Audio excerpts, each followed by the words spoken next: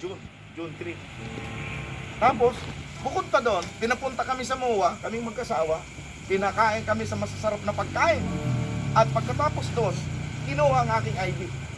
Tapos, ilang araw lang, pag-uwi hata namin, pag-uwi natin, may ticket na ako, papuntang Davao.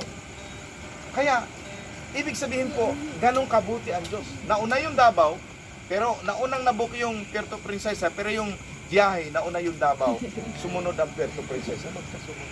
Kaya, sabi ko, ang Diyos ay napakabuti. Amen?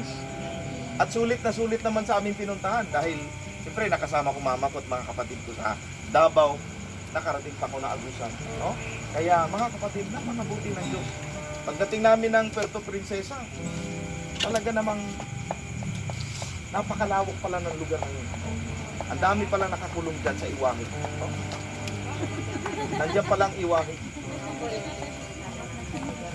Oo. Kaya pala hindi makakatakas ang tao dyan kasi napakalawak ng lugar.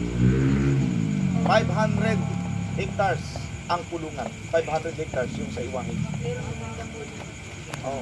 Tapos meron pong katakataka dyan. Meron pong napakalawak na mga akasyahan. Akasya na magkakaparehas po ang laki. Ang tubo magkakaparehas. Ang sabi nga po ng mga pastor doon, ang sabi nila, ang Diyos ang nagtanim. Ang sabi naman ng iba, may helicopter daw na naghagis dyan ng buto ng akasya. Kasi pare-parehaso talaga ang tubo. Pare-parehas ang laki. Wala akong mataas.